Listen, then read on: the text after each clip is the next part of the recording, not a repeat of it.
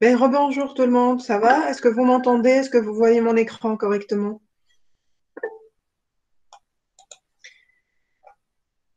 Ok, très bien. Ben, donc, avant de commencer le TP d'aujourd'hui, je voudrais déjà, comme indiqué lors des anciennes séances, des séances précédentes, je voudrais voir, est-ce qu'il y a des volontaires qui voudraient montrer déjà leur travail par rapport à la dernière fois, par rapport à l'exécution du TP de l'autre fois?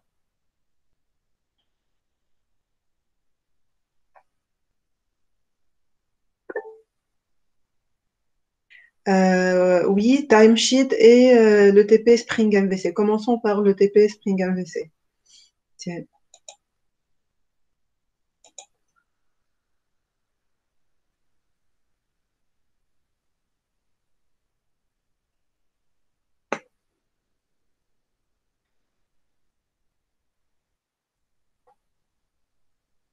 Est-ce qu'il y a des volontaires déjà?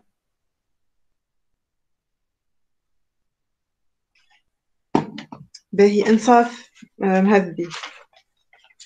Est-ce que vous nous entendez, Ensaf? Vous pouvez écrire au niveau du chat aussi.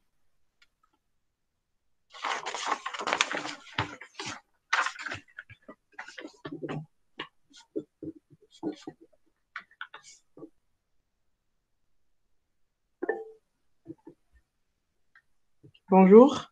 Ben, tu peux partager ton écran. Est-ce que tu as ton travail à nous montrer?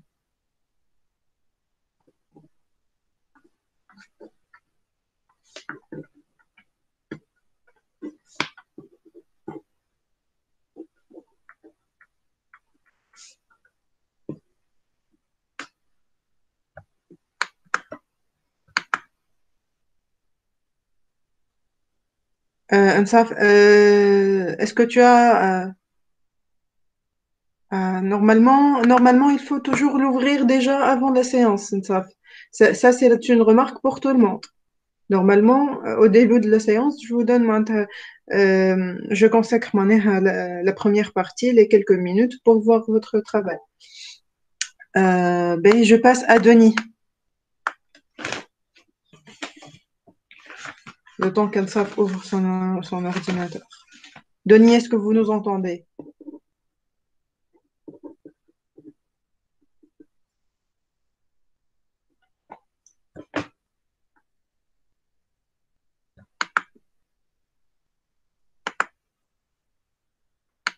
Tihem,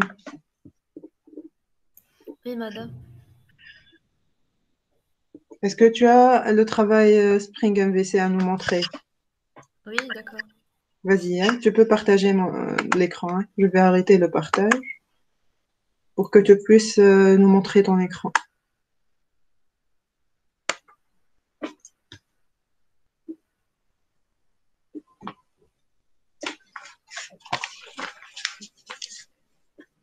Ça va, tu ouvres l'écran? Oui.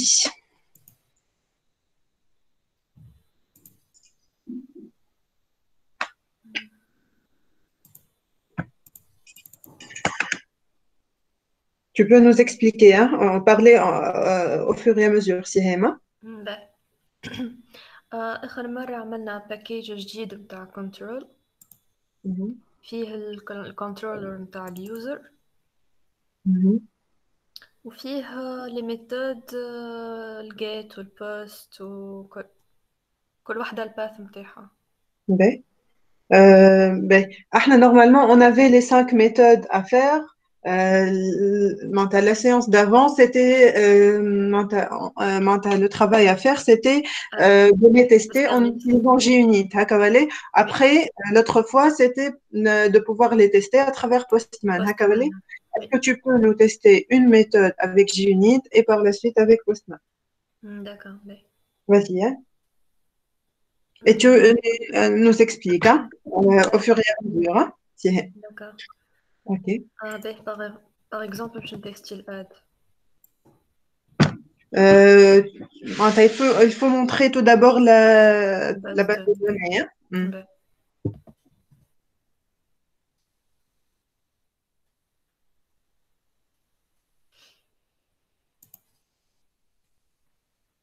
هذه التابل نتاعنا يوزر. Mhm. باهي نبدلو هوني list. نبدلو الرول ولا نخليه هو بيدو؟ On peut changer, oui. Dima, on travaille avec contrôle espace, hein, Laoulé. C'est très intéressant de travailler avec le contrôle espace, l'autocomplete, pour voir est-ce que déjà, pour vérifier est-ce que déjà notre code il est fonctionnel déjà, donc dès la première partie, on va développer. Oui. باهي تو باش نتستيو.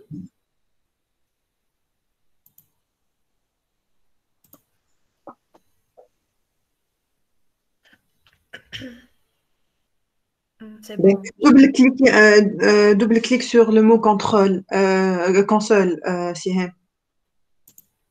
كيفاش دوبل كليك؟ Ben, donc, vous voyez que là, normalement, au niveau de la console, vous pouvez remonter un peu.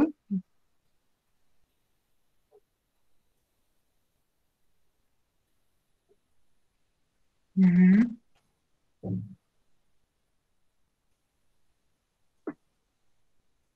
Euh, tu es maintenant en haut, voilà, en bas, tu as aussi un prêtre, on ne voit pas très bien. Tu remontes jusqu'à la page, en haut de la page. هذه أول حاجة. Ouais, donc, comme on descend, ouais. Mhm. Voilà. Ah, vous voyez la requête, la requête insert. Voilà. Voilà. Donc, il vous montre déjà les requêtes qu'il est en train d'effectuer. Et d'ailleurs, c'est grâce à l'option, tu peux ouvrir l'application.properties, s'il te plaît.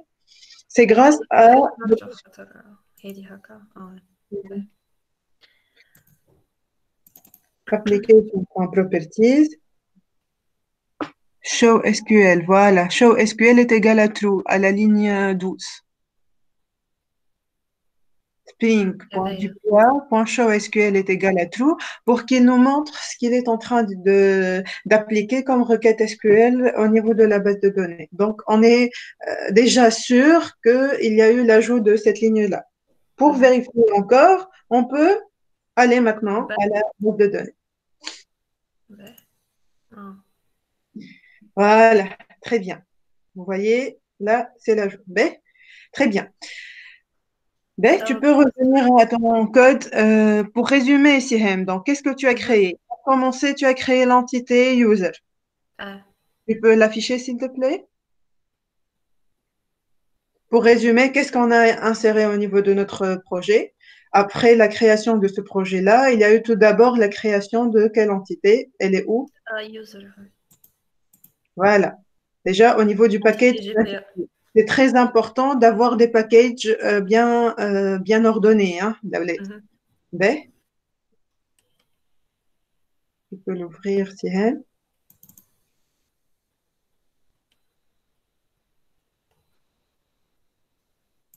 Sérialisable. Mhm. Quels sont les éléments de base qu'on doit avoir au niveau de cette entité, d'une classe Java pour qu'elle puisse être détectée comme une entité JPA?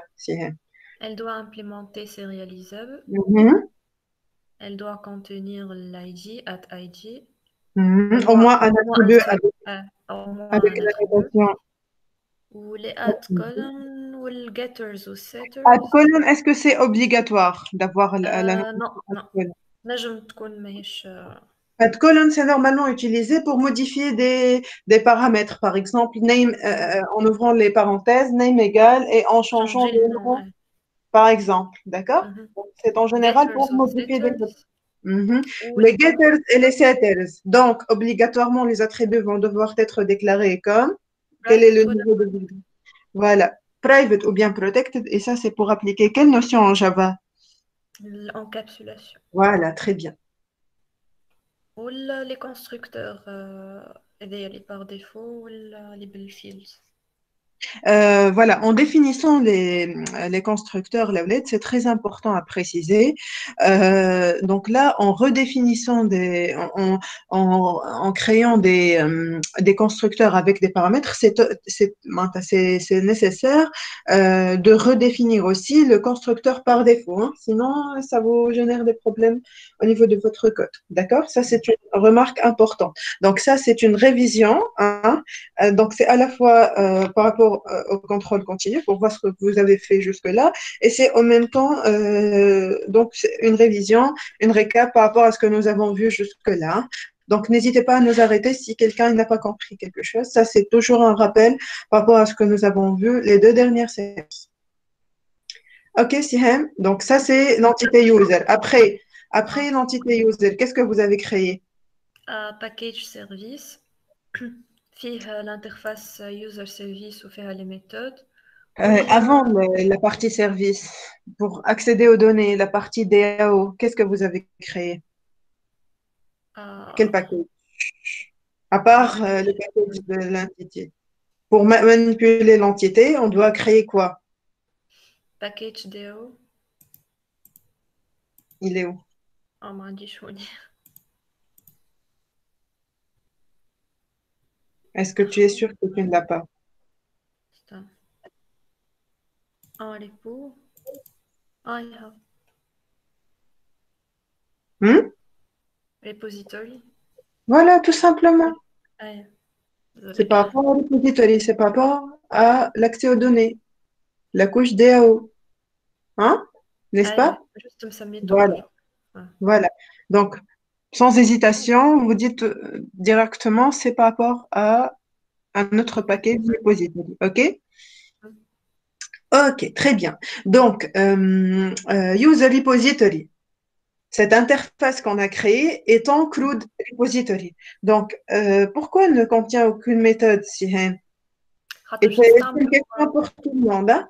خاطر باش Vous pouvez نستعملوا répondre. لي ميثود نتاع الكرود اللي ديجا ديفيني في الكرود ريبوزيتوري مانيش باش Voilà, نعاودوا دي ميثود voilà. جدد.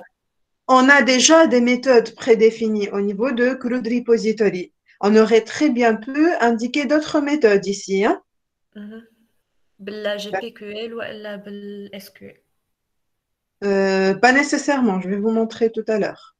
Un rappel par rapport à ce que nous avons vu, en utilisant des mots-clés. D'accord? Ouais. d'accord. Après repository, qu'est-ce qu'on a vu? بعد عنا الباكيج سيرفيس اللي فيه الانترفاس سيرفيس Mhm. واللي فيها لي ميثود هذوما والامبليمونطاسيون تاعو. Voilà. Ici, on est en train, à travers la notation at autowrite, qu'est-ce qu'on a fait ici? l'injection تاع الريبو في السيرفيس L'injection de la couche, دي او laquelle? في DAO السيرفيس. dans, voilà, dans service. Très bien, Sirène. Voilà. Mhm. Donc ici, tu as créé les méthodes qu'on a demandées, n'est-ce pas? كل B, B, après. وبعد عملنا باكيج كنترول للام في سي باش Mhm. نتستيو من بعد بالبوست ماب. Mhm. تحب نتستي واحدة منهم؟ Ben, il manque on est le partie de ta test par rapport au GUnit, n'est-ce pas? Est-ce que tu as fait la classe de test? ما هو هادي ولا اللي Mhm. كنا نتستيو بها.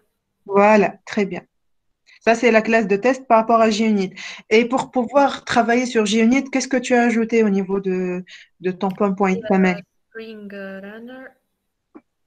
Une remarque très على importante par البوم rapport à la version de notre GUnit.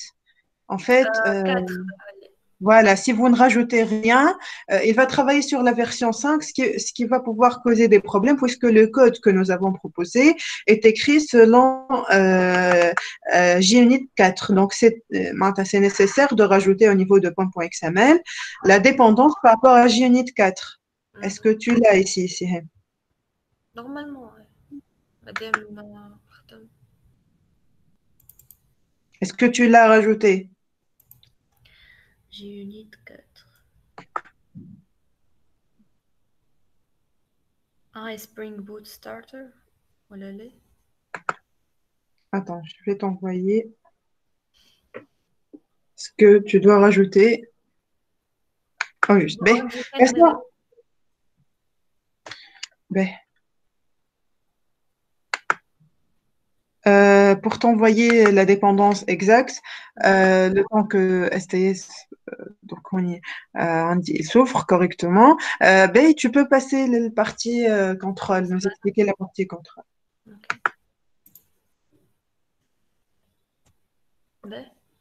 زدنا هنايا هدايا الات ريست كنترولر، Mhm, هو كنترولر، mhm, وعملنا الانجكسيون تاع سيرفيس في الكنترول، mhm, وعملنا جيت مابينج باش نعطيو الشمان تاع كل ميثود.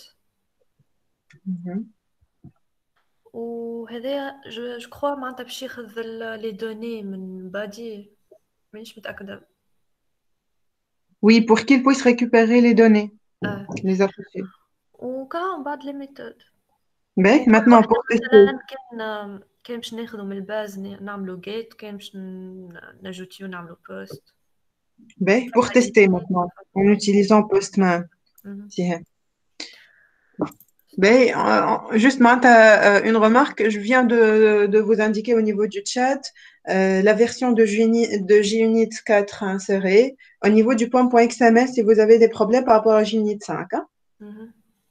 معناتها كان كي يبدا عنا بروبليم مادام مش لازم يعني. Oui, mais le code que nous avons écrit, c'est en utilisant JUnit 4. Donc, c'est important de préciser ça au niveau du point.xml. Sinon, par défaut, Spring Boot, il va vous utiliser JUnit 5.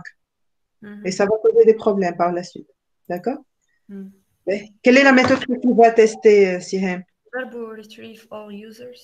Ah, ok. Ok. Tu peux expliquer la méthode que tu as choisie. Get. Tu peux ouvrir les types que tu as.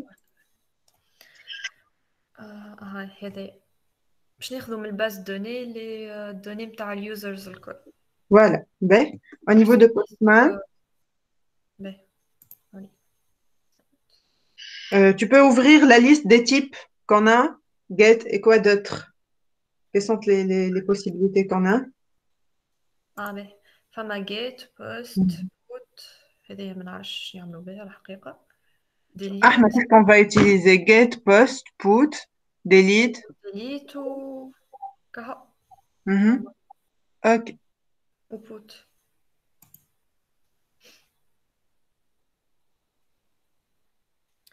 استنى نسيت ما عملتش run as.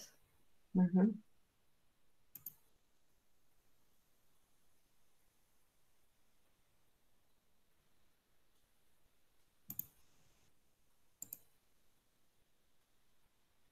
هكا جيب les utilisateurs الكل. Voilà. Tu peux montrer ta base de données. Est-ce qu'on a bien les trois utilisateurs affichés? Oui. Très bien, Sirem. Donc, ça, c'est par rapport à l'exécution du TP de l'autre fois Mhm. et l'avant-dernière fois. Très bien.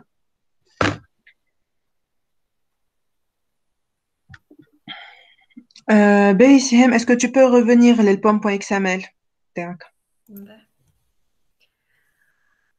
آه.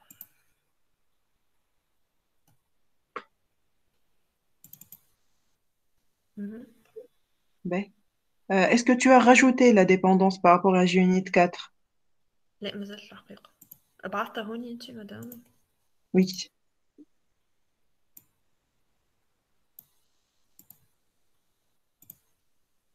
Normalement, ça vous cause des problèmes si tu ne l'as pas rajouté. مهم. Peut-être que tu as rajouté autre chose par rapport à la version 4?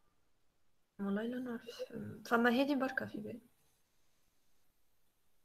Au niveau de dependencies. فما هذه وهذه وهذه. بالنسبة لجيونيت فما كان هذه. Voilà. Ben. Mais là, c'est important de préciser que c'est la version 4. Notre code, il est écrit selon la version 4. Hein. OK. Ben, en modifiant au niveau du pom.xml, qu'est-ce qu'on est obligé de faire? Maven update. Voilà. Maven Update Project. Ça, c'est très, très important.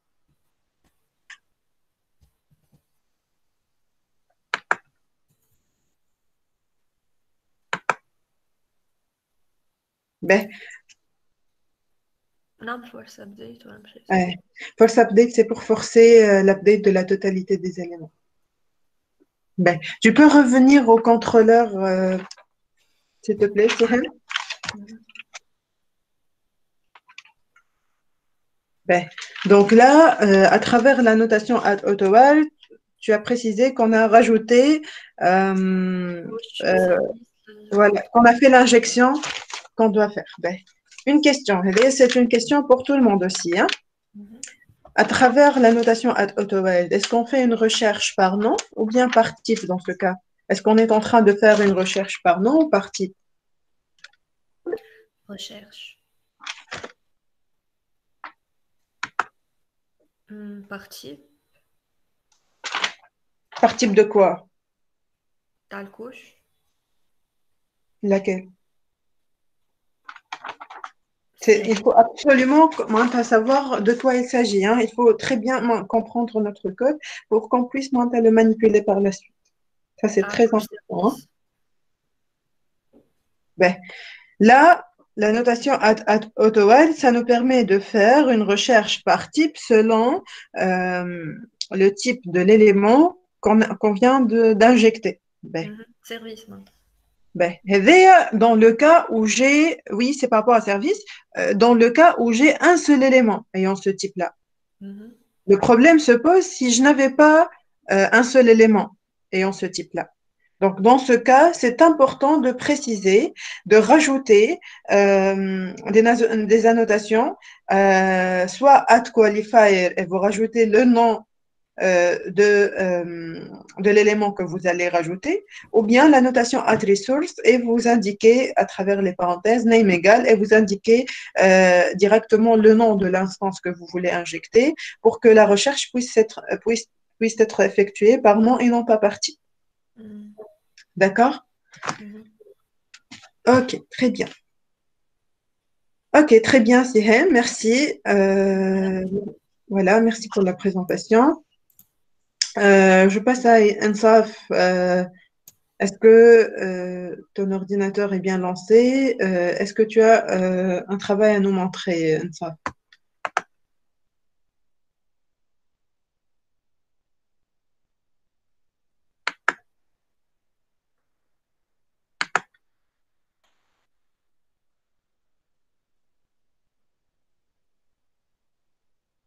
Est-ce que vous nous entendez, Ensaf?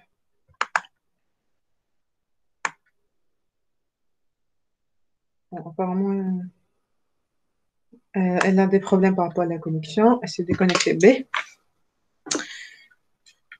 Ok. Ben, pour faire un rappel par rapport à ce que nous avons vu la dernière fois, bon, il y a eu une absence collective, donc je vous ai mis l'enregistrement par rapport à une autre classe.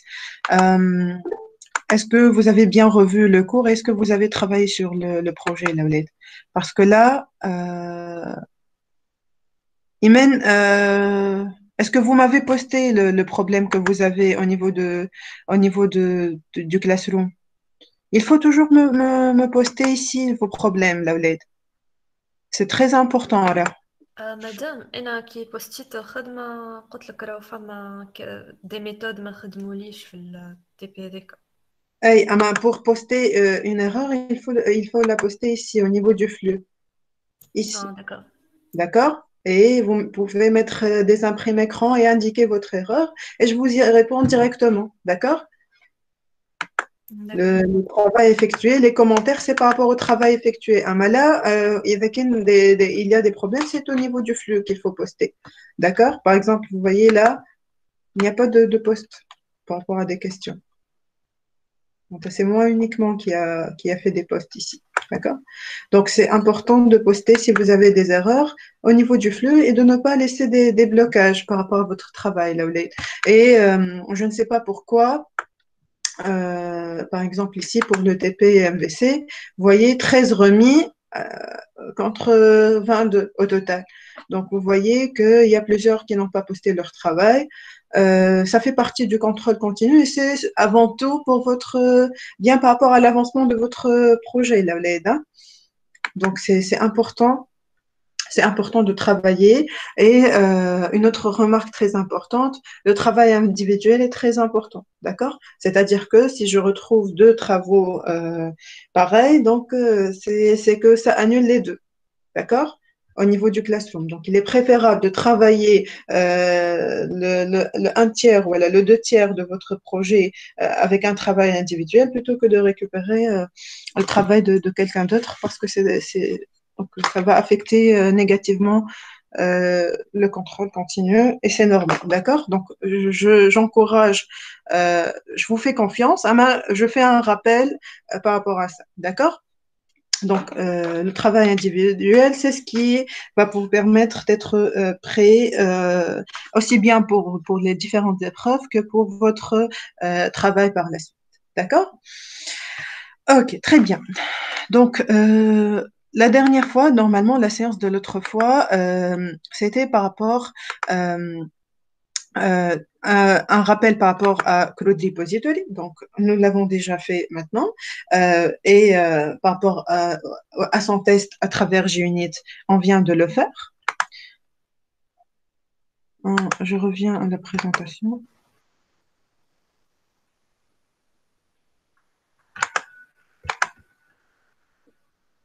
Je parlais tout à l'heure en pensant que vous voyez mon écran. Donc, je reprends. Vous voyez là mon écran, Laoulé?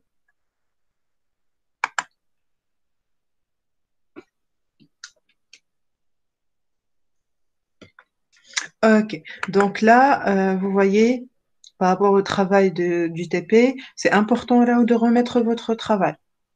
Ça fait partie du contrôle continu, la participation. Quand je vous demande aussi de montrer votre travail au début de chaque séance, non, à la totalité de ces éléments-là, ça fait partie du contrôle continu. D'accord?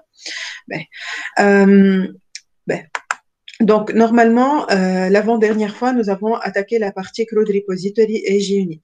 Après, la séance de l'autre fois, c'était normalement consacré à la partie JPQL et la partie Spring MVC. J'espère que tout le monde a bien vu la vidéo que je vous ai postée par rapport au cours de l'autre fois et que vous avez bien travaillé sur le projet. Donc, est-ce que ça va par rapport à ça? Imen.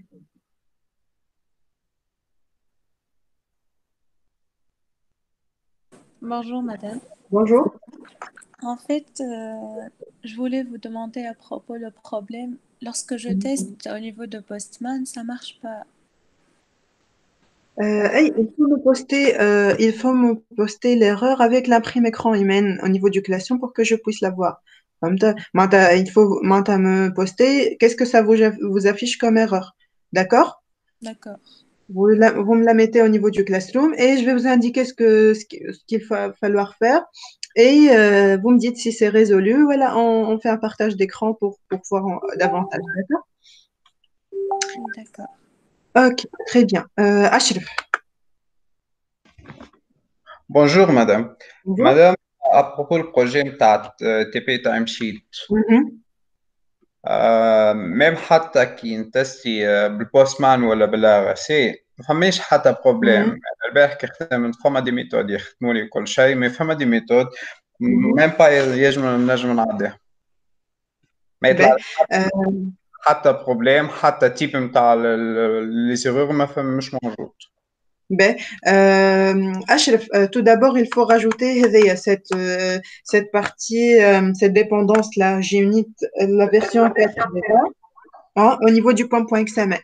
Ben, vous شو faites غادي نعمل avec, به انا الجيونات لو طون كو انا مش مانيش قاعد نعمل في تيست جيونات انا مش نعدي بالواحد لا بي بوت. Ashraf, fama deux méthodes pour tester l'implémentation de mes méthodes, soit en créant une méthode main au niveau d'une classe et travailler avec. Et there, on a préféré passer le test à travers JUnit directement. On n'a même pas la méthode main. On a directement un test unitaire. C'est ce que nous venons de montrer aussi avec Sihem. Le test par rapport aux différentes méthodes, c'est à travers de JUnit qu'on l'a fait, pas à travers une méthode main. parce qu'on a vu les tests unitaires. Est-ce que c'est clair, Ashraf? Oui, c'est clair, mais عارف يعني في تي بي كامل فيه au moins على القليلة فما 20-25 méthodes مش نعمل لهم أنا كل méthode Non. test. Voici les méthodes qu'on a travaillé avec.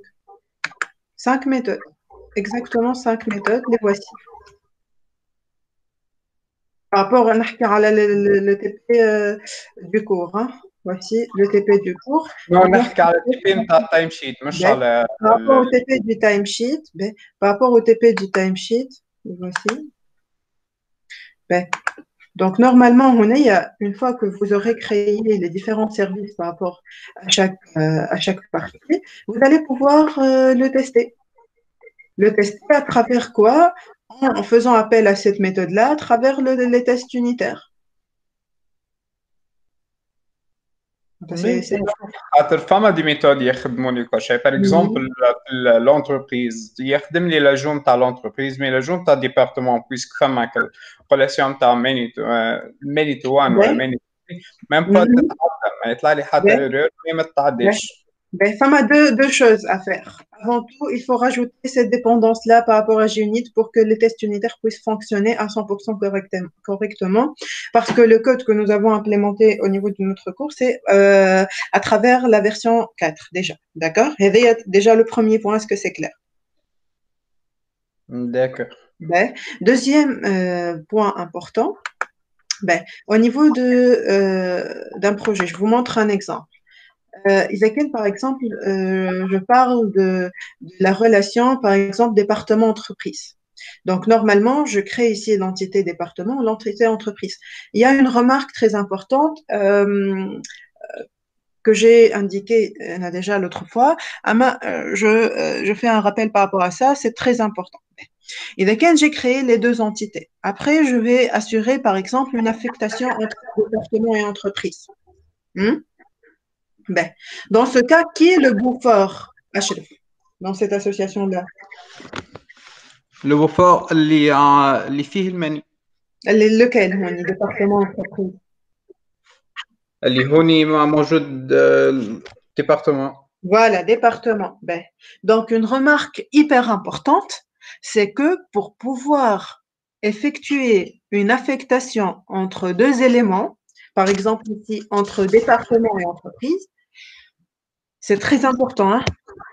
Il est obligatoire d'agir sur le bout fort de la relation. هذا مشكلتي مش في الريلاسيون تاع الماني تو وان ولا الماني تو ماني ولا حتى الريلاسيون تاع الاي بي امباندد. ممكن ثم خاطر استعملت النوتاسيون تاع جيزون ايغنور جيزون ولا حاجه. معناتها في تي بي اللي خدمنا اللي قبل هذا كي لو طون كي تعمل الميثود ترانزاكشن تتعدى وكل شيء مي في تي بي هذا بويسك ما استعملش ترانزاكشن اي سوبر ماهيش قاعده تتعدى. Ben, je parle de l'affectation. Des méthodes qui ne sont pas en train de s'effectuer. Et la remarque, elle est très importante. C'est le fait de travailler sur les associations et d'agir sur le bout fort quand on voudrait faire une affectation quelconque. Ça, c'est une remarque très importante. D'accord? Ben, une fois que tu auras appliqué ces deux remarques-là, tu m'indiques si le problème persiste et tu m'indiques c'est quoi le problème. D'accord? Et on va voir ensemble. OK?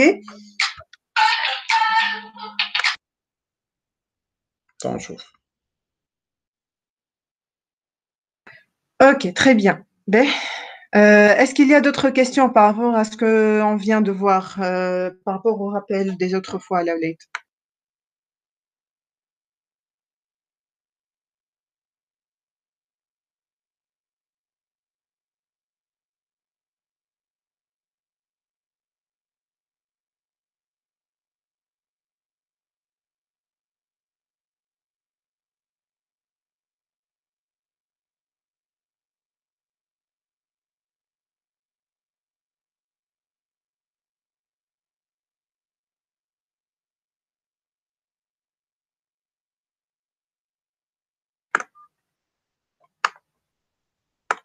Sihem, vas-y, hein? مادام معناتها كيفاش نجوتيو ديبارتمون نجوتيوه من السيرفيس نتاع لونتربريز، ما نعملوش معناتها ريبو للديبارتمون. باهي هنايا نحكي على l'affectation. معناها l'affectation, il faut toujours agir sur le bout fort pour que cette affectation puisse avoir lieu. نعرفش أنا خاطر لاجون نتاع الديبارتمون مشات لي، أما معناتها عملت لها الريبو وحدها، يعني كاللي تعمل اكستند للكرود وكل. اي مش نحكي على لاجو وحده هذاك يتعدى، نحكي على l'affectation. وقت اللي quand tu vas toucher à une association, il faut toujours toucher au bout fort pour que cette affectation puisse être modifiée. C'est ça la remarque, ok? باهي الأولاد فماش d'autres questions?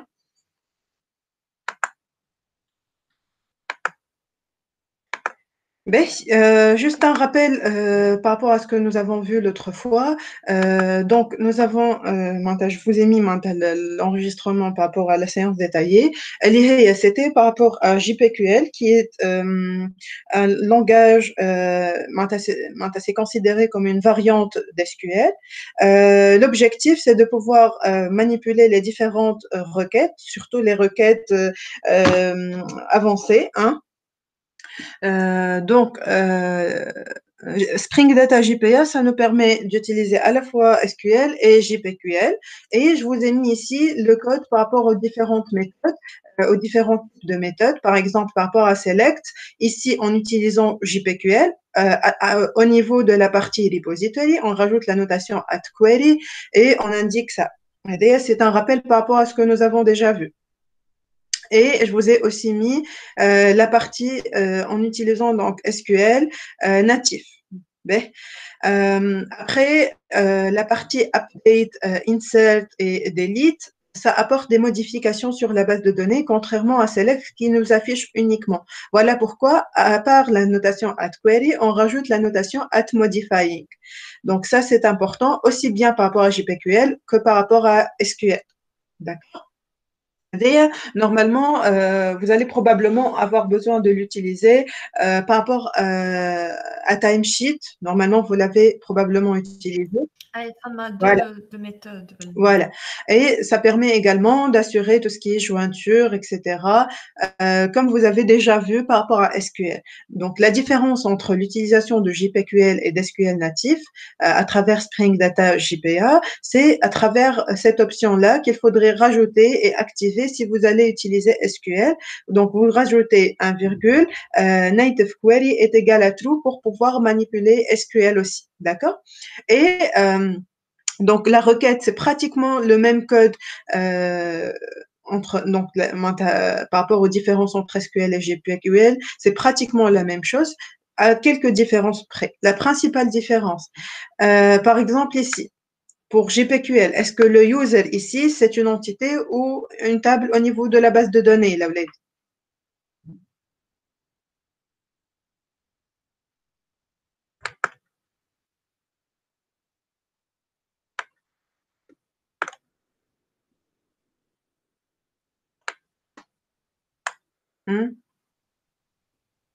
Est-ce que vous m'entendez, là, Ok, très bien, Imen, voilà, Ashraf, donc c'est par rapport à l'entité JPA. Ça, c'est la première différence, la principale différence entre l'utilisation de JPQL et l'utilisation d'SQL, déjà. Ben. Autre remarque ici, donc, select U from user U, where U.role est égal à 2.role. 2.role ici, c'est comme si c'était un X ou un Y, c'est un paramètre pour dire qu'on va le récupérer à partir du paramètre nommé role.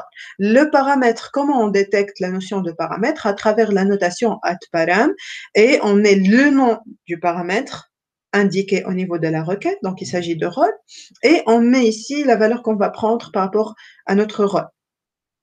D'accord? Donc, voilà comment il me récupère déjà cet élément-là.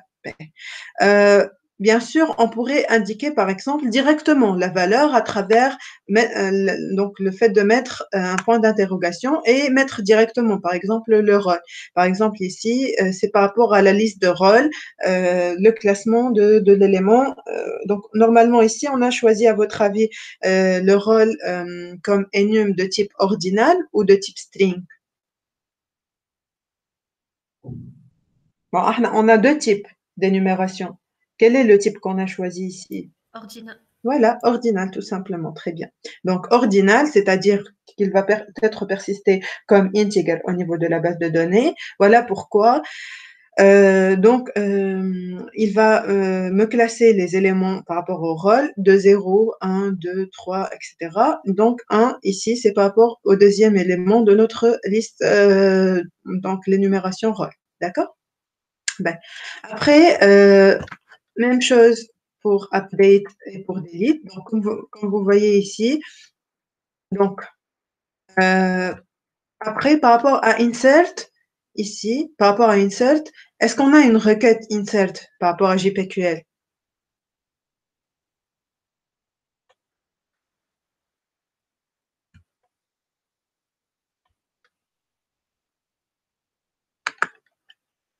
Voilà, très bien.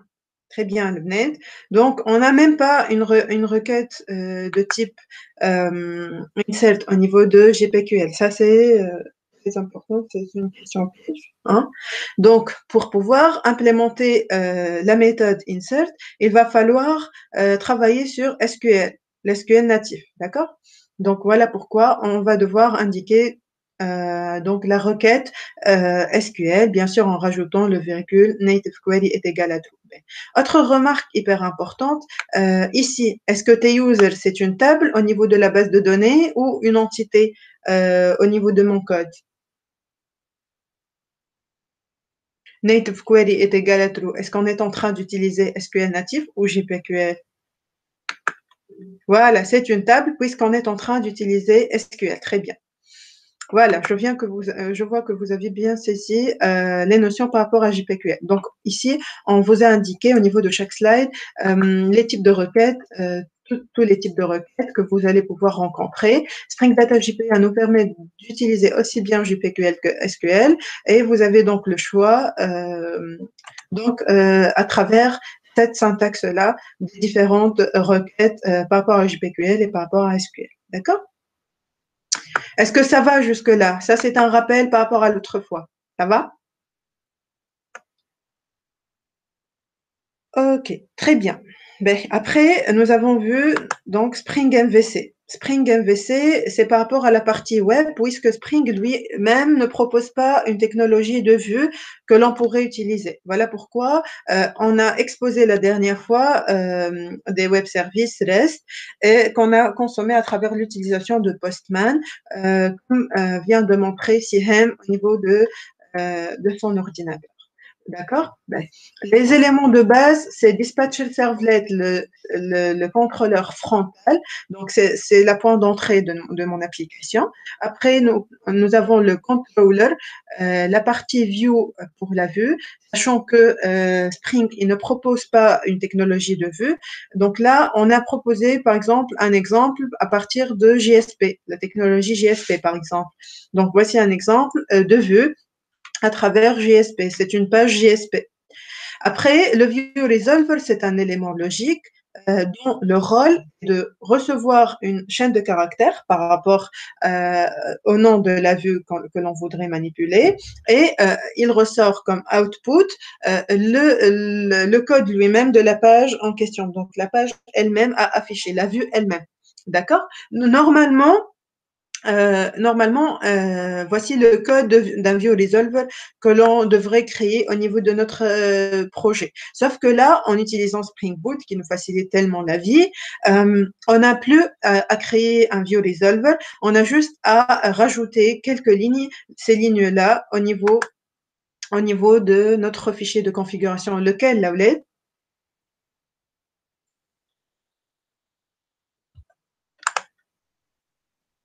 on va utiliser JSF, Sihem, hein? C'est juste un exemple. Hein?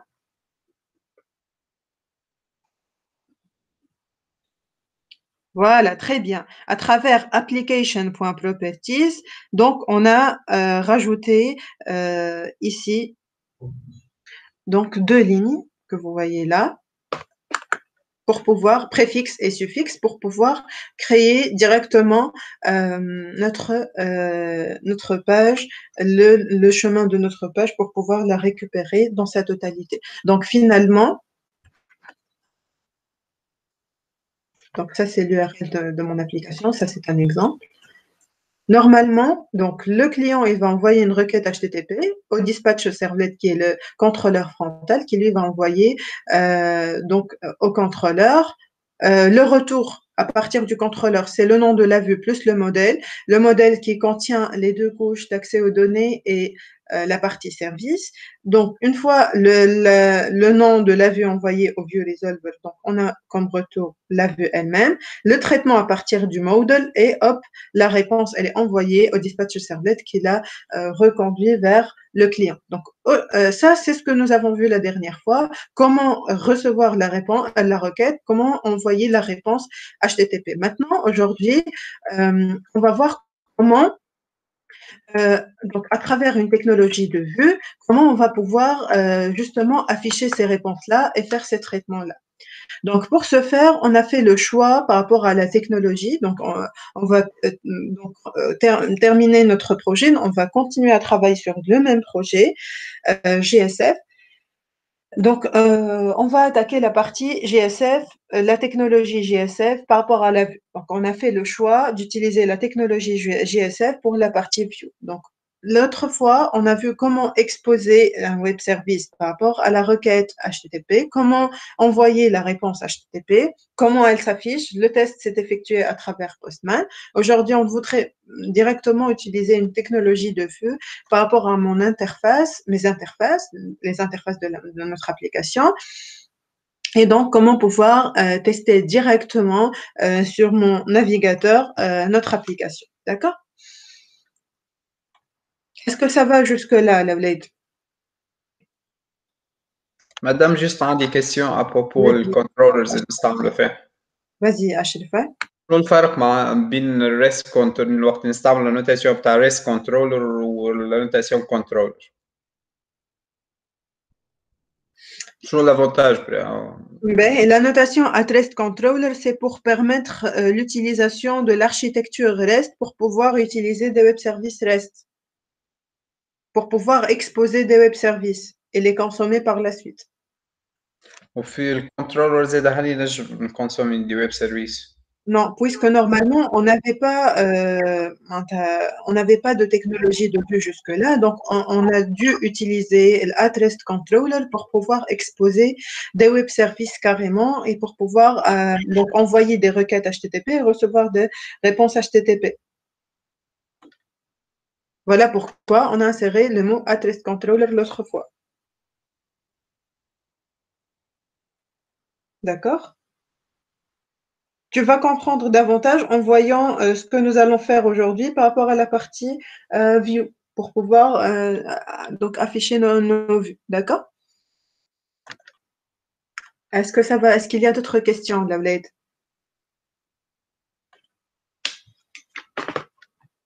Vous me dites si ça va ou s'il y a des questions. Hein?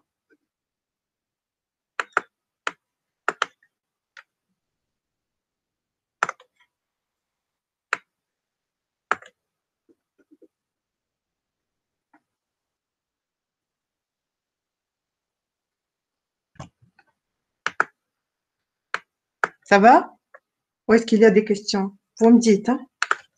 Est-ce que vous m'entendez, Lavlaid?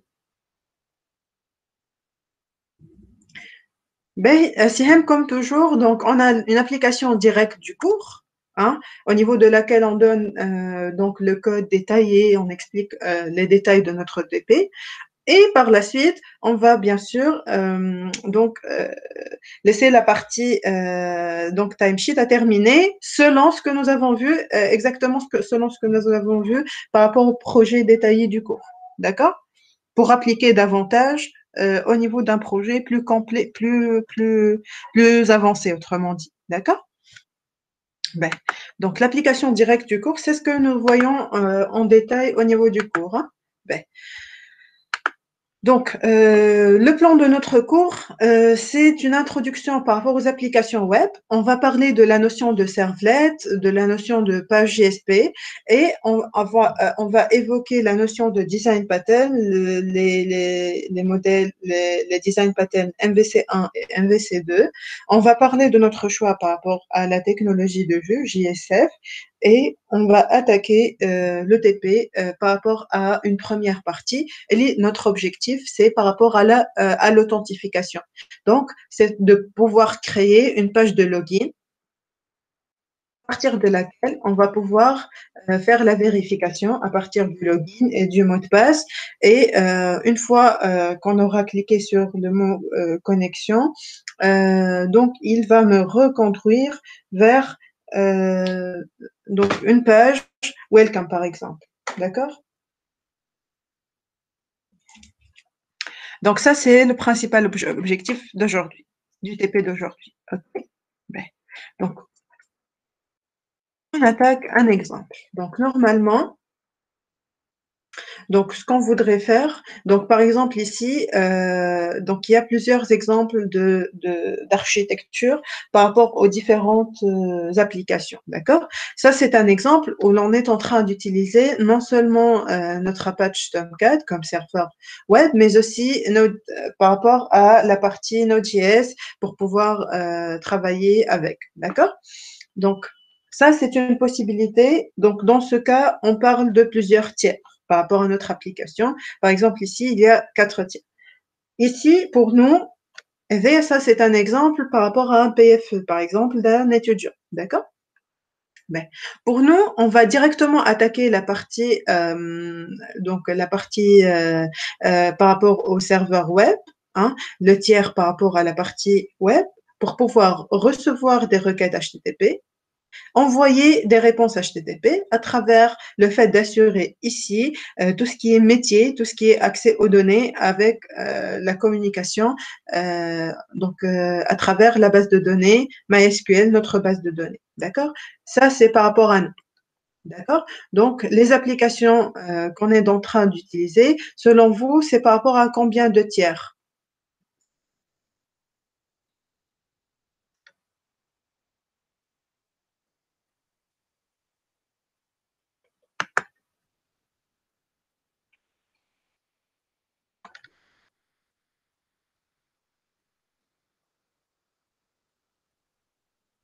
B.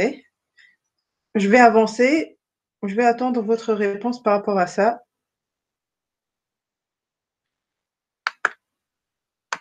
B. Vous allez donc m'indiquer la réponse une fois qu'on aura avancé par rapport à ça. B. Commençons par la notion de servlet. Déjà, est-ce que vous en avez entendu parler, Laouled? C'est par rapport au nombre de tiers, Sihem. Donc, je vais vous expliquer les différentes notions et vous allez me répondre à la fin du cours. Vous allez donc savoir directement le nombre de tiers qu'on utilise. D'accord? Ben. Imen, si tu as une idée sur le mot servlet, vas-y. Hein.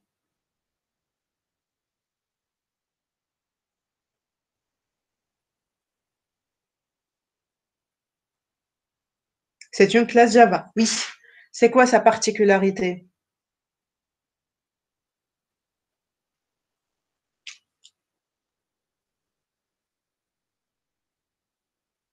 Ça permet d'envoyer des requêtes HTTP et de recevoir des réponses HTTP. Oui, déjà. C'est exact. Voilà. Donc, une servlet ou bien un servlet, c'est une classe Java qui permet de créer dynamiquement des données au sein d'un serveur HTTP. Les données, bien sûr, vont être présentées au format HTML. D'accord? Donc ça, c'est la définition du mot servlet. D'ailleurs, on dit un servlet ou une servlette, les deux sont corrects. Donc, la particularité d'une servlette, c'est que ce n'est pas une classe Java Pujo classique, mais c'est plutôt une classe Java qui a un rôle, le fait de permettre la réception de requêtes HTTP, l'envoi de réponses HTTP. D'accord? Voici un exemple de servlet, par exemple. D'accord? Ça, c'est le code d'une servlette que l'on pourrait croiser par rapport à une application quelconque. C'est une classe Java au niveau de laquelle on peut effectuer des requêtes et recevoir des réponses HTTP. On pourrait également y insérer du code HTML par rapport à la partie view. D'accord? Ben, le principal problème lors de l'apparition des servlets, c'est le fait qu'on avait mélangé au niveau de notre code des parties HTML, du code Java, donc ce n'était pas intéressant du tout. D'accord? Donc voilà pourquoi il y a eu l'apparition de la notion de JSP. JSP, c'est quoi? C'est Java Server Pages, c'est une technique basée sur du Java qui nous permet de créer des pages web dynamiques. Donc, à l'inverse d'une servlette, une page JSP est plutôt une page créée à partir d'un code HTML et au niveau duquel on pourrait rajouter quelques petites parties de code Java. D'accord? Voici un exemple d'une page JSP. Ça c'est apparu en 1999 pour permettre d'assurer cette séparation entre la partie view, la partie controller, la partie model, la partie traitement, etc. Donc, il y avait un problème par rapport à ce mélange de code. Donc, sauf que ce problème, est-ce qu'il a été résolu, à votre avis, à travers la création de pages JSP, au niveau desquelles on a, comme vous voyez là, des pages HTML et on a des bouts de code que l'on pourrait insérer, du code Java qui va permettre d'assurer également du traitement. Est-ce qu'à votre avis, la séparation entre les différentes couches logiques, est-ce que ça a été respecté ou là, ça a été fourni à travers les pages JSP, à votre avis?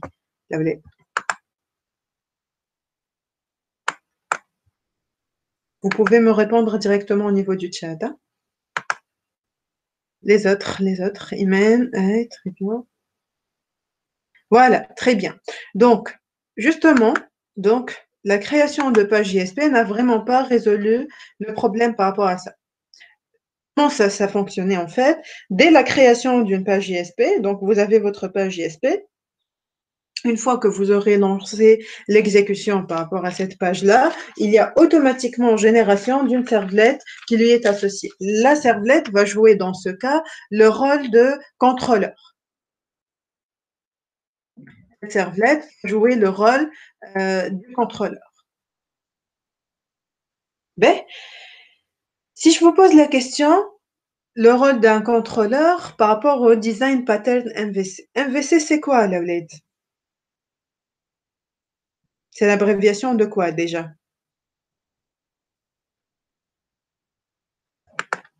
Model View Controller. Ben, c'est quoi au juste?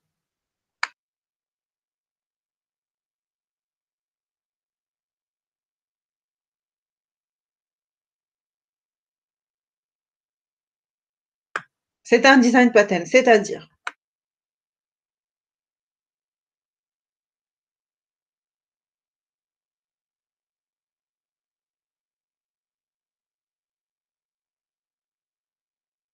est-ce que c'est une architecture? Trois couches. Ce ne sont pas des couches logiques, Youssef. Hein. On va dire pourquoi. C'est un patron de conception. Officiellement, ce n'est pas une architecture, c'est plutôt un patron de conception. Un design pattern ou un patron de conception, c'est tout simplement une solution à un problème récurrent. Donc, l'objectif, c'est de résoudre un problème récurrent. Un problème récurrent, ça se résout à travers la proposition d'une solution sur laquelle tout le monde se met d'accord, voilà, pour que l'on puisse la réutiliser, pour que tout le monde puisse la comprendre. Par exemple, même si vous vous absentez et vous laissez votre machine au travail, donc un collègue, il pourrait très bien accéder à vos projets, les manipuler, apporter des modifications, etc. Donc, sans avoir à vous solliciter par rapport à ça. D'accord? Donc, ça, c'est la principale raison de l'utilisation de la notion de design pattern. D'accord? Est-ce que ça va jusque-là, Laouled?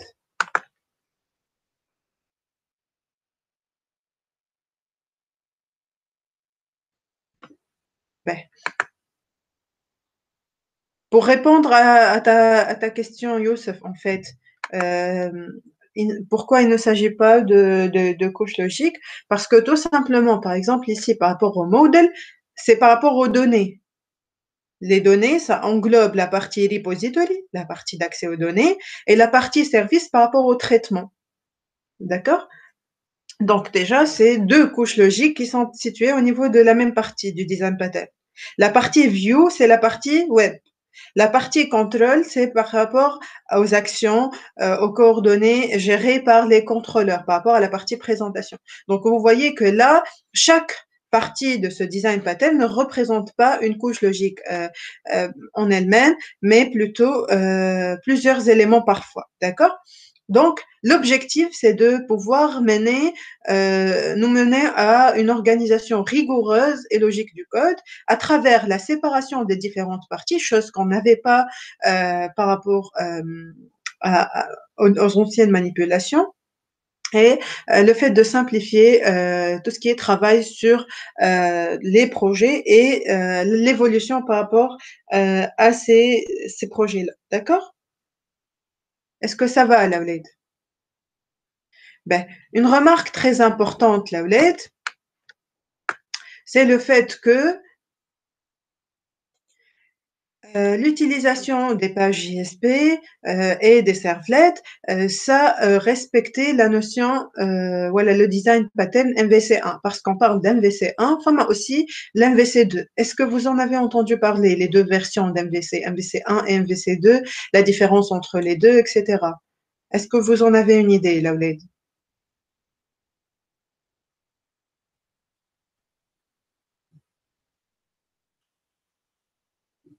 Vous me dites si oui ou non vous en avez une idée. Hein.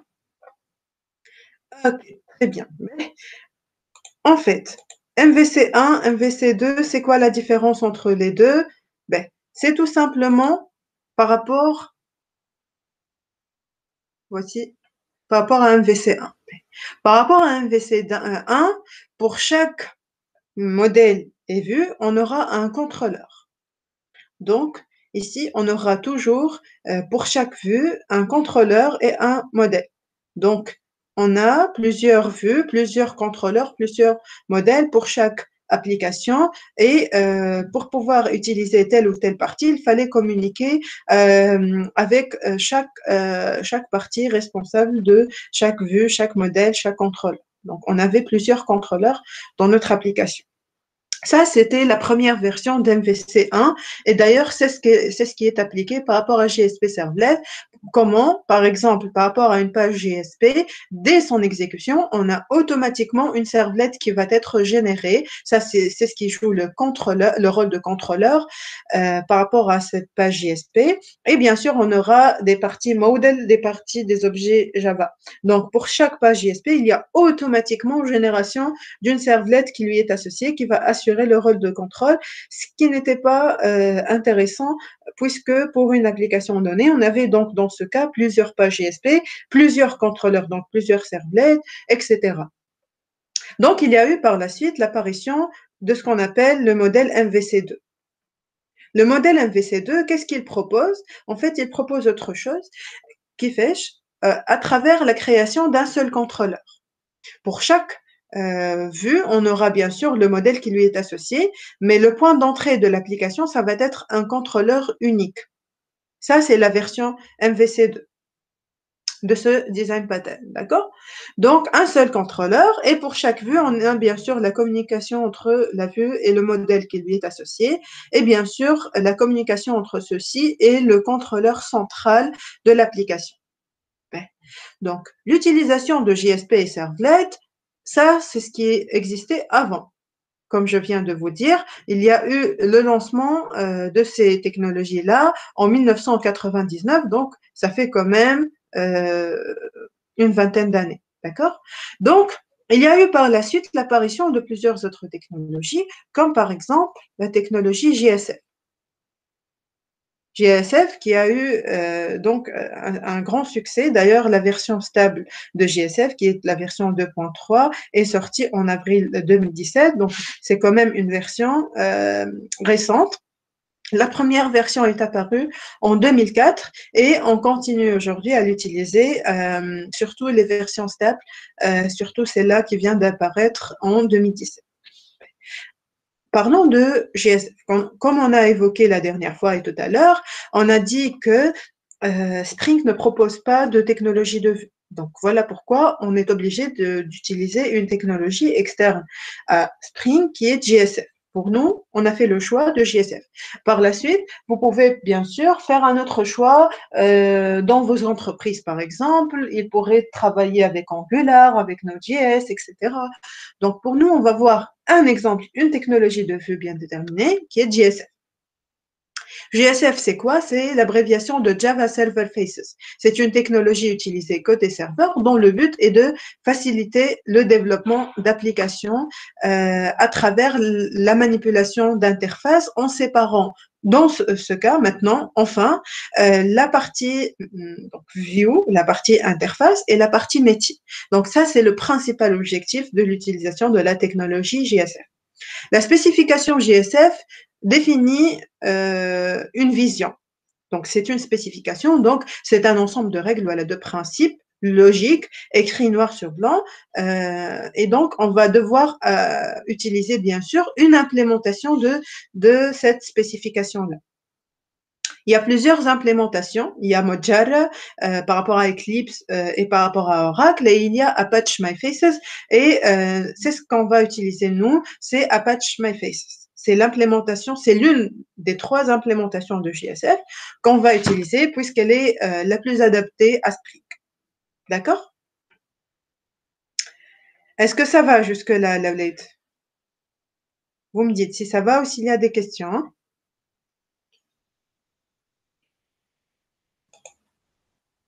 Vous me dites si ça va ou s'il y a des questions. Ok.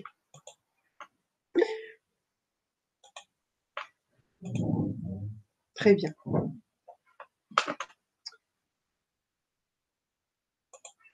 Donc, JSF, il se base sur le design pattern MVC, notamment la deuxième version, MVC2. Donc, contrairement à MVC1, on aura un contrôleur unique. Voilà pourquoi on parle d'MVC2. D'accord? Donc, on va attaquer donc, la technologie JSF. Donc, bien sûr qu'on va manipuler la partie view. Donc, ça sera pour nous des pages XHTML, c'est-à-dire du code XML et du code HTML. Voilà pourquoi on les prénomme XHTML. La partie contrôle, par rapport au contrôleur frontal, Face Servlet, donc un contrôleur unique, et la partie model qui englobe les 2 couches, la partie repository et la partie service. Donc, c'est la partie backend grâce à Spring Boot qu'on va donc bien sûr continuer à utiliser. D'accord? Donc, pour notre projet, bien sûr qu'on va travailler sur le projet timesheet que vous allez déjà implémenter. Donc, on va maintenant pouvoir rajouter la partie JSF qu'on va expliquer. Prenons l'exemple donc du projet timesheet et regardons de plus près la structure du projet qu'on a. Par rapport à la structure du projet, on aura bien sûr src/main/java. On aura aussi la partie src/main/resources et src/main/webapp qui, elle va être consacrée bien sûr à la partie web, la partie view qu'on va attaquer. Donc, la partie web app, c'est le chemin absolu de notre application. C'est-à-dire que pour pouvoir indiquer, par exemple, l'URL d'une page, il va falloir l'indiquer selon le chemin absolu web app. Par exemple, pour indiquer comment pouvoir accéder à la page Welcome, il va falloir mettre un slash pages slash, vous voyez là, slash admin slash welcome pour pouvoir accéder à la page Welcome. D'accord? Après, on va pouvoir créer d'autres dossiers, par exemple la partie template pour ne pas avoir à réécrire des parties footer en bas de la page, donc des éléments insérés dans toutes les pages, par exemple, de mon application, la partie header pour l'entête, la partie template pour les parties communes des différentes pages web. On va pouvoir bien sûr créer des templates que je vous ai mis le code ici. On va les voir en détail ensemble. Après, il y a la partie web-inf qui est destinée à la partie configuration. Web.xml, c'est destiné aux configurations par rapport au conteneur web et la partie faces.config qui est destinée aux configurations par rapport à JSF. D'accord? Ça, c'est l'arborescence qu'on va découvrir ensemble et qu'on va traiter ensemble. Ben, on a tout d'abord le fichier de configuration relatif à Maven qui est pom.xml. On va bien sûr utiliser la version 2.2.1 de Spring Boot qui est compatible avec les dépendances JSF pour ne pas rencontrer de problème par rapport à ça. Donc, c'est important d'insérer la version 2.2.1 déjà. Après, par rapport aux dépendances qu'on va rajouter, puisqu'on va implémenter, utiliser plutôt l'implémentation Apache MyFaces de JSF, donc il va falloir intégrer ces deux dépendances-là pour pouvoir travailler avec. D'accord? Parce que ces dépendances-là ne vont pas être rajoutées à partir de Spring Boot uniquement. OK? Donc, voici les détails par rapport au pom.xml qu'on a.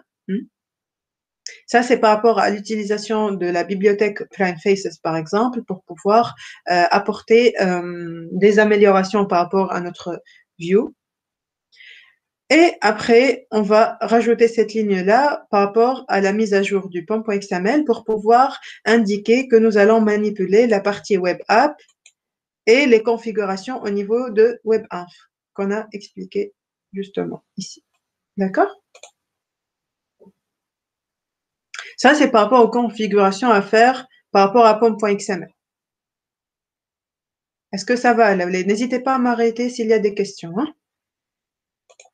Après, on a la partie code maintenant. Donc, normalement, on a déjà notre entité employée et les num rôles, bien sûr. Le fichier application.properties, il est déjà à jour. Donc, l'entité, elle existe déjà. On va rajouter, par exemple, l'attribut suivant, password, pour pouvoir créer donc un login et un password par rapport à un utilisateur donné. Et l'énuméral, donc cette énumération, elle existe déjà. Après, bin employee repository, donc chose qu'on a déjà normalement faite par rapport à timesheet, employee repository, extend screw repository, employee integer par rapport ici au nom de l'entité et le type d'ID qu'on a. Remarque très importante, le type d'ID, il doit obligatoirement être un objet et non pas un type primitif. Si vous l'avez par exemple comme int, il va falloir ici indiquer int obligatoirement et de préférence, donc choisissez deux types identiques, de type objet comme cet exemple-là. D'accord? Après, vous allez pouvoir rajouter, donc c'est par rapport à ta remarque, on pourrait rajouter comme ici, donc get employee by email and password et rajouter la requête ici. Est-ce que c'est une requête JPQL ou une requête SQL par exemple ici?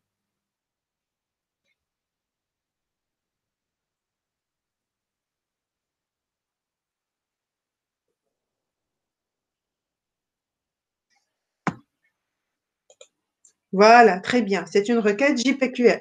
Ben, autre remarque, on aurait très bien pu rajouter d'autres méthodes comme on a montré la dernière fois. Par exemple, ici, je vous montre.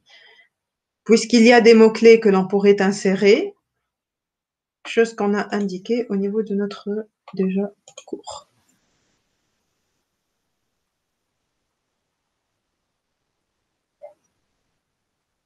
Ici, on a parlé de l'interface User Repository où l'on pourrait rajouter selon ce tableau-là, voilà.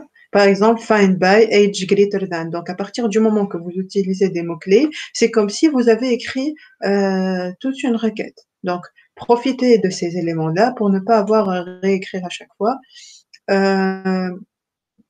du code, d'accord?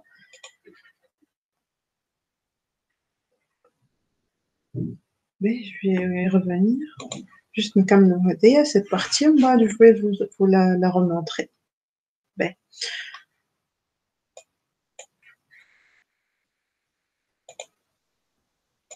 Ben, donc, voici un exemple. Par exemple, l'autre fois, on a montré, si on voudrait, par exemple, donc mettre cette méthode-là, rajouter cette méthode-là, donc elle va être utilisable à partir de user repository, alors que là, on n'a même pas écrit ce code-là, puisque grâce à l'utilisation de Spring Data JPA, et le fait qu'en étant CRUD repository, donc Spring Data JPA, il va me créer la classe correspondante à cette interface-là et l'implémentation de la totalité des méthodes de CRUD repository plus les méthodes que je pourrais définir ici, soit à travers des requêtes JPQL, soit à travers des requêtes SQL, mais aussi à travers l'utilisation des mots-clés que je viens de vous montrer, par exemple celle-là, find by, first name par exemple.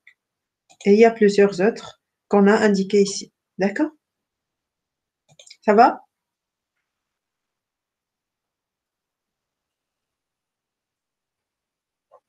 Ok, très bien. Donc, revenons maintenant à notre projet. Donc, l'entité employée, elle est déjà créée, le rôle, il est déjà créé, l'enum role, elle est déjà créée. Le bin employee repository de type repository, le voici, donc l'interface correspondante. Bien sûr, Spring Data JPA, comme on a expliqué, va se charger de la génération de la classe correspondante à cette interface-là, avec la totalité des méthodes prédéfinies déjà au niveau de CRUD repository, plus les méthodes que l'on pourrait créer ici, par exemple celle-là, get employee by email and password, qu'on va utiliser, bien sûr, à travers l'exécution de cette requête JPQL. Le bin employee service, donc, il va bien sûr nous permettre d'injecter déjà la partie repository, plus de créer la méthode authenticate, par exemple, grâce à la récupération du login du password et hop, l'exécution de la méthode get employee by email and password. Bien. Maintenant, passons à la partie contrôleur. Pour la partie contrôle, on aura la notation at scope value égale session. Donc maintenant, c'est par rapport à la visibilité ou à la portée du bin qu'on va expliquer par la suite. Donc vous la mettez juste, on va l'expliquer ensemble. Après, la notation at controller value égale et on va pouvoir renommer le contrôleur. Ici, la notation expression language bin name, c'est par rapport à l'utilisation d'un nom que l'on choisit pour pouvoir faire appel à ce contrôleur à partir de notre vue, qu'on va voir bien sûr. Ben. Après, pour dire, c'est par rapport à quelle page qu'on va pouvoir faire appel à ce contrôleur-là. Donc, at join path égale et vous mettez tout, la redirection. En recevant ce slash uniquement, il va me rediriger vers /login.jsf. Donc, directement la page d'accueil que l'on voudrait intégrer. Et c'est très important, bien sûr, de faire l'injection du service, plus la création de ces attributs-là. Bien sûr, ne pas oublier les getters et les setters, puisque ces attributs-là sont private. On a rajouté l'attribut logged in, qui est un booléen qui va nous permettre d'indiquer si on est toujours connecté, oui ou non. Donc, il est égal à true si l'employé est connecté et est égal à false si l'employé a cliqué, par exemple, sur logout. D'accord? Ben, maintenant, au niveau du bin employee controller, donc, on aura deux méthodes, do login et do logout. La méthode do login, donc, on sait que HTML, il ne lit que du code, donc des chaînes de caractères. Donc, navigate to est égal à nul initialement. Après, employee égale employee service.authenticate pour faire appel à la méthode d'authentification. On a deux cas possibles.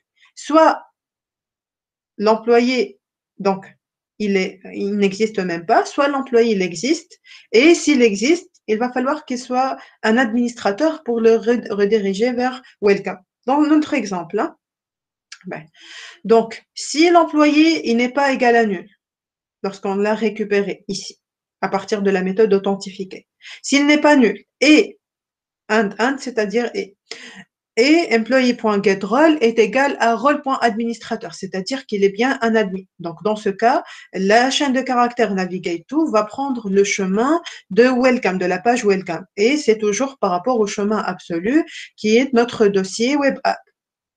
Vous voyez ici, c'est par rapport à web app. Donc, on l'a placé ici au niveau de web app par rapport au dossier pages et à l'intérieur du dossier admin. Donc, voilà pourquoi il va falloir indiquer la totalité de l'arborescence puisque l'on raisonne à partir du chemin absolu web app. Voilà pourquoi navigate_to va prendre /pages/admin/ le nom de la page .xhtml et point d'interrogation faces-redirect est égal à true, c'est-à-dire qu'on va faire une redirection vers cette page-là. Logged in maintenant va prendre la valeur true puisque l'utilisateur est bien connecté pour savoir s'il est connecté ou non à travers cet élément-là, logged in. Sinon, c'est-à-dire si l'employé n'existe même pas ou bien s'il existe mais son rôle n'est pas administrateur, dans ce cas, on va afficher ce message-là, login failed, please check your username, password, and try again par exemple. Et dans ce cas, facescontext.getCurrentInstance pour dire c'est au niveau de cette page en cours là, .addMessage, grâce au clic sur quel bouton, à partir de l'ID du bouton, form de .btn, et il va prendre le message facesMessage. Donc, ce message-là va nous s'afficher devant nous. Return navigate_to, donc cette méthode de login retourne justement cette chaîne de caractères navigate_to. Donc, soit elle va rester nulle, donc on va rester au niveau de la même page et on va avoir le message par rapport aux coordonnées erronées, ou bien on va être redirigé vers la page welcome si l'utilisateur est bien là et son rôle est bien administrateur. Ça va? Sihem, on a utilisé la notation @REST_controller pour pouvoir exposer des web services REST, pour pouvoir utiliser Postman, alors que là, on est en train d'utiliser la partie web, l'implémentation déjà de nos interfaces directement, d'accord? C'était juste pour tester l'autre fois à travers des web services REST. Hein? Ça va? Ok, très bien. Maintenant, pour la méthode doLogout, pour pouvoir se déconnecter, donc, juste donc, on a à nous afficher la redirection vers la page de login. Voilà pourquoi directement return /login.xhtml faces-redirect est égal à true. Après, maintenant pour la classe main Spring Boot, on va la mettre à jour, bien sûr. À travers quoi? Ici, la méthode, donc, ici, la méthode servletRegistration_bean, c'est pour pouvoir retourner déjà les détails par rapport à l'extension de nos pages. Donc, l'extension de notre page, ce n'est pas du XHTML. Pour avoir un affichage correct, il va falloir indiquer que c'est par rapport à JSF, donc .jsf. D'accord? Maintenant, pour facesconfig.xml, qui est relatif à la configuration par rapport à JSF, il va falloir donc lui indiquer ici les détails par rapport à notre projet. Web.xml, donc c'est par rapport à la configuration relative au conteneur web. Donc normalement, voici le contenu de web.xml. Par rapport aux détails, par exemple ici, par rapport au nom de la page, étoile.jsf, il s'agit de FaceServlet, le contrôleur frontal, etc. Donc, les différents détails par rapport au conteneur web sont déjà indiqués au niveau de web.xml. Après, pour notre page maintenant, la page de login, login.html, qu'on va placer où? On va placer ici, qu'on va placer au niveau de web app directement. Vous avez bien sûr le choix, vous pouvez la placer au niveau de /pages, vous pouvez créer un autre dossier. Ici, on l'a directement placé sous l'arborescence de base web app. Hein.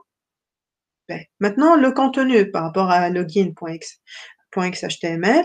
Donc ici, bien sûr, par rapport à ces éléments-là, XMLNS, c'est par rapport à XML Naming Spaces. C'est une sorte de bibliothèque. C'est comme si on avait des bibliothèques, par exemple ici, .f pour dire que c'est en appliquant HTML à partir de JSF qu'on va indiquer ces éléments-là.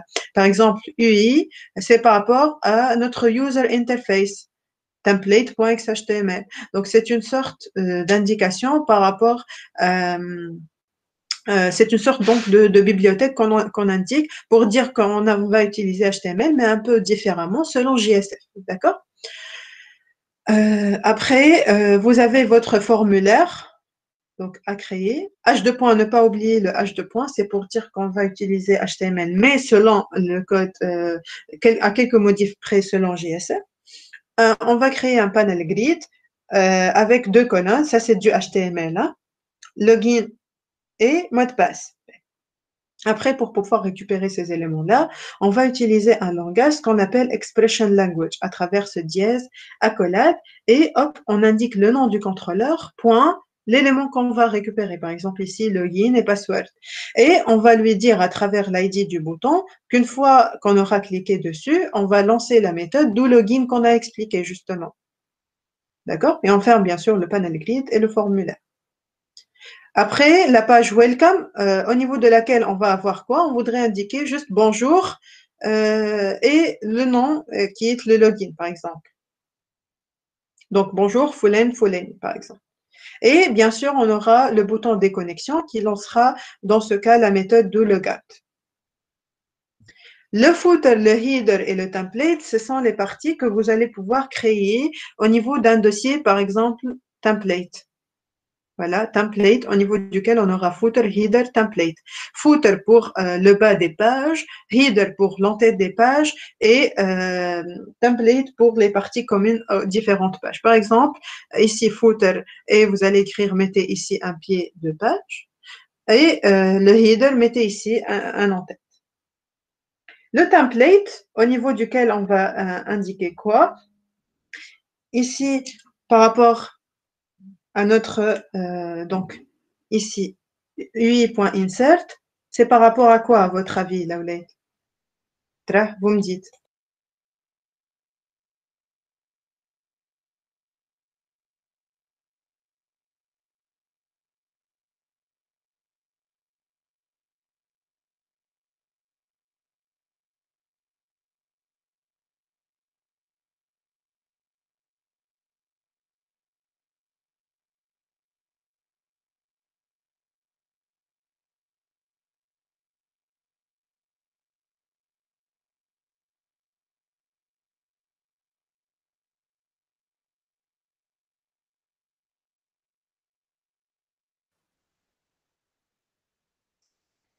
Est-ce que ça va jusque-là, déjà? La question, c'était par rapport à UI2.insert.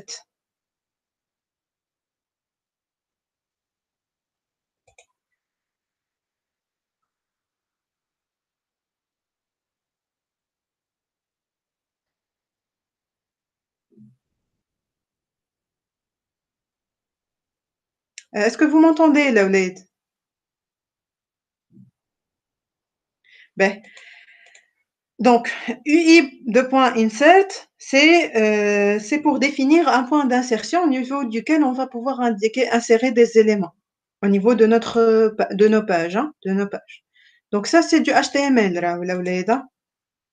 Ben, voici l'exécution. Donc, run as Spring Boot app, vous ajoutez l'employé dans la base de données, son email et son password, et vous accédez à l'URL de votre application. HTTP localhost le numéro de port /Spring MVC. Ça, c'est l'URL de notre application. On a indiqué qu'une fois l'URL mis, il va me diriger directement vers login.xhtml, chose qu'on a déjà expliqué au niveau de notre code. Après, vous insérez le login, le mot de passe, hop, vous cliquez sur le bouton connexion. Si vous êtes bien un utilisateur inscrit au niveau de la base de données et votre rôle est administrateur, donc vous aurez directement l'accès à la page welcome.jsf. Donc ça, c'est l'objectif du TPE d'aujourd'hui. Est-ce que ça va, Laoulay? Où, Sihen?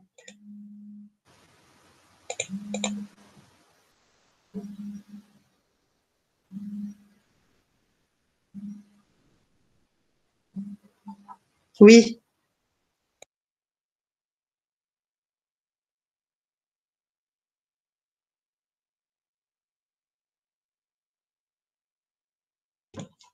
Oui, de point insert, c'est pour pouvoir remplir un point d'insertion. Ça, c'est un point d'insertion que l'on pourrait remplir par la suite.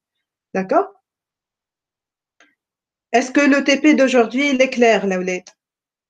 Donc, l'objectif, c'est de terminer de travailler, bien sûr, continuer à travailler sur la partie timesheet à travers la création uniquement de la page de login et la page welcome qu'on a expliqué. Donc, l'objectif, c'est de pouvoir se connecter à travers la page de login. Si vous êtes administrateur, il vous redirige vers la page welcome. Ça, c'est l'objectif, tout simplement par rapport à la première partie qui est relative à la partie login. Est-ce que c'est bon? Vous me dites si ça va ou s'il y a des questions. S'il n'y a pas de questions, je vous libère et je vous laisse le temps de travailler sur le projet. Donc, en rajoutant la partie GSF. Donc, normalement, le timesheet, vous l'avez déjà terminé, l'implémentation des entités, l'implémentation des services, etc. Donc, le homework de cette semaine, c'est pour les 2 pages, login et welcome. Fonctionnel, bien sûr. OK? Imen, c'est justement indiqué au niveau du code de notre cours. T'as déjà les corrections, c'est pratiquement les mêmes, juste en remplaçant par exemple le mot user par le mot employé. D'accord?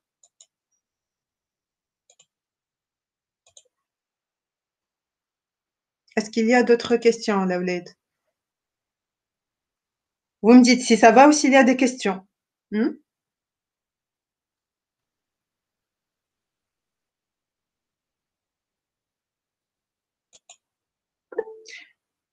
Ok. Donc, je vous laisse le temps de travailler. N'hésitez pas à poster vos questions au niveau du classroom. Hein. D'accord?